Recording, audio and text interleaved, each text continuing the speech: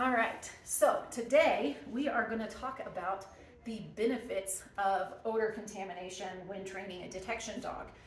Yes, you heard that right. I said benefits of odor contamination. This is probably going to ruffle some feathers a little bit, and that's okay. I'm good at that. So I made a post earlier, actually yesterday, showing Libby working in these PVC scent tubes. I've been using those for about a decade now. With all of my detection dogs, and yes, we reuse the same tubes for various different odors and things like that. I don't use them on tracking dogs as much because we're really not, unless we're just imprinting odor in the very beginning. I've done it a couple times. But anyways, there is no real world application of any kind of scent work, whether that is detection, trailing, tracking, allergies, human remains, any of those things. There is no real world application that does not contain contamination. And I will say that again, there is no real world application of any kind of nose work with the dog that does not contain contamination. This one here is going to be a dairy allergy detection dog. We've trained peanut allergy detection dogs, different things like that. And we've trained diabetic alert dogs, that kind of stuff. All of those contain contamination. And we use contamination as a standard protocol in our training process. And so it's important to note that your contamination should be inconsistent because in a real world scenario, if we never ever contaminate anything and the dog is only looking for the specific odor source, and this is one of the problems with using pseudoscents. Pseudoscents typically aren't contaminated. They're great for the very beginning stages of training, but as you go along, if you only ever train with that, then when the odor gets contaminated, let's say in the human remains detection dogs, then when somebody tries to clean something up with bleach, your dog's not going to hit on it because they're like, oh, that smells weird. I'm not used to that. That's not what we're looking for. So it's important that the dog has been exposed to odor that's been contaminated. There will be certain, normal contaminations like bleach, dirt if you're doing human remains. So for search and rescue dogs that are doing human remains detection, yes, I know you smell it back there. We have tubes with dairy in it right now. We're going to be doing some work here in a second. She's excited. So for human remains detection dogs, let's say you're searching for somebody that has been presumed dead. Let's say you found a note, they're in the woods, and you're taking your dog out and you're searching for them. There is going to be contamination with dirt. There's going to be contamination with fungus. There's going to be contamination with plant matter, decomposed wood. There's going to be, potentially animals have been on the scene, have gone to the bathroom on the scene, that kind of stuff. And if your dog isn't exposed to any of that kind of stuff, then it may confuse them when it comes time to do the work. And so it's important that, when we're working with the dogs that we're contaminating with those kind of things, it's important that it's inconsistent, that sometimes we've got a little bit of dirt in there, sometimes we've got a little bit of bleach wrapped around. So when we were training detection dogs for cadaver, we would sometimes take our sample and we would wrap it in a rag full of bleach. And so the dog would have to find the odor that had bleach contamination. That's a common thing that people would clean up a crime scene with. It was important to train for that. With Libby here, she's gonna be detecting the protein for milk. And so what we're doing is, instead of isolating that protein and training her specifically on just that isolated protein, we're using various dairy items. So right now I've got her on cottage cheese and some cheddar and just some plain milk. And then we've got heavy whipping cream. And so we're starting with a diverse odor source, and we're teaching her that every time she smells that, she gets a reward for it.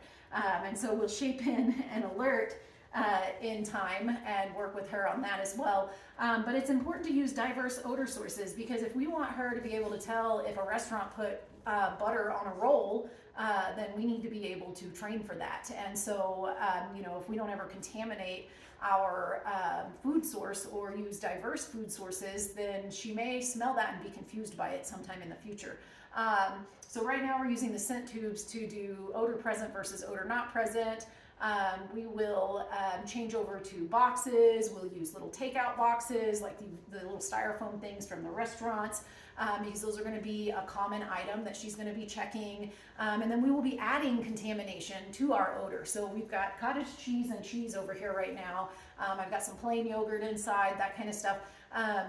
And then I'm going to start putting stuff in it. So after a while, I may start mixing jelly into the yogurt, or I may start mixing fruit into things. I may even mix meat into things. I may mix some bread, you know, various food items. You know, we'll even at certain points take, you know, spaghetti sauce, which has got a stronger odor to it, or pesto, and, you know, foods like that, and mix in some dairy. You know, pesto does have dairy in it because it is typically made with Parmesan cheese, so that's something that she's going to need to be able to sniff out and detect.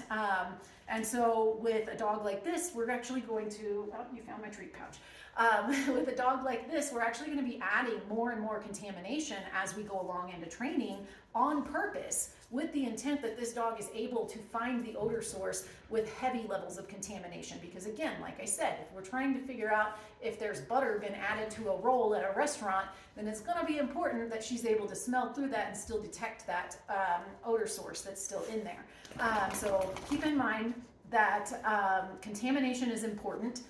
Working with contamination properly will actually increase the dog's reliability over time. And so it is important that we are working with contamination. Contamination is important. I will say this again, there is no real world application of nose work that does not contain some level of contamination. All right, so now for the part that everybody's wanting to see, let's see, Libby. You found it, good girl. Down here.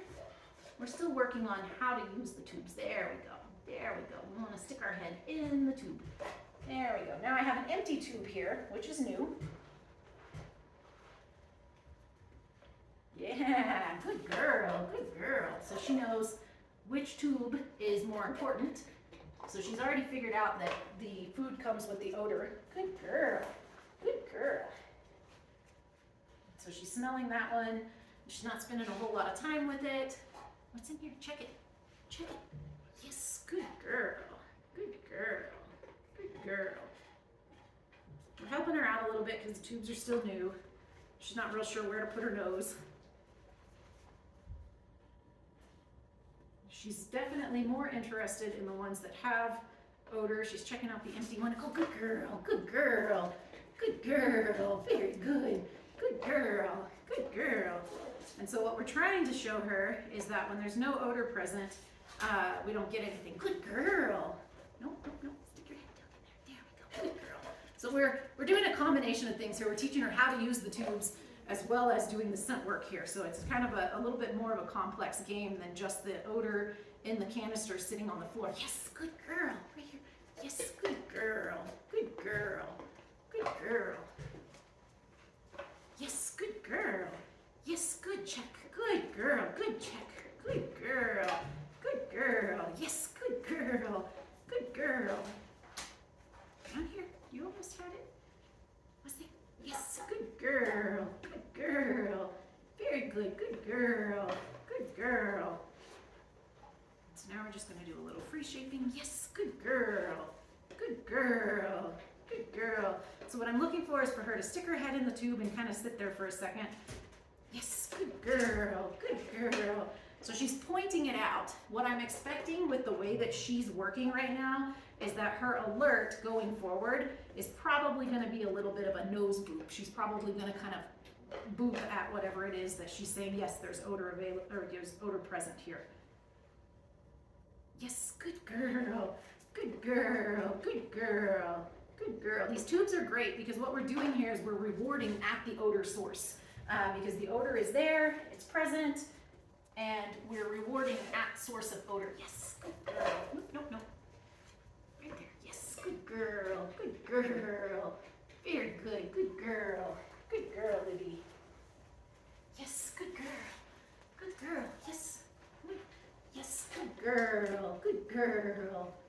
Very good. Good girl. Yes, good girl.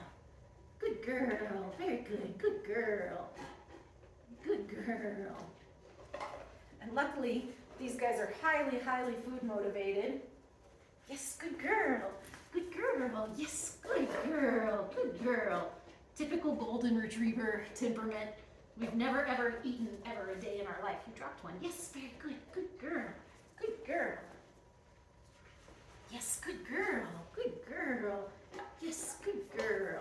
Good girl. So now, as we go along with this, what we'll do is we'll start adding more and more tubes. Yes, good. Oh, I got a little nose right there because I wasn't fast enough. Isn't that right? Oh, hurry up, lady.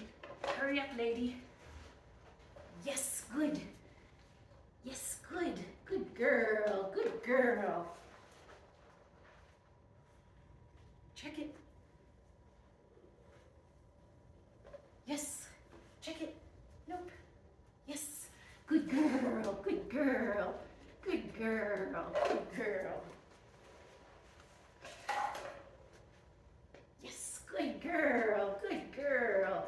Good girl. So she's starting to freeze in the ones that have odor present. Yes. Good girl. Good girl. Good Libby. Good girl.